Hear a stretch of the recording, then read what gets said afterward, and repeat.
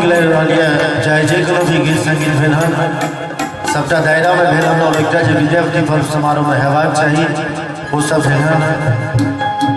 एखन कुमकुम जी गाबि रहल छलै तो शुरुआत ओहि दिशा से करी एकटा महिला रहे छथिन हुनकर पति बाहर चलि जाइ छथिन साँझ के समय रहे छै चाँद उगल रहे छै तो देखियो चाँद के की कहै छथिन महिला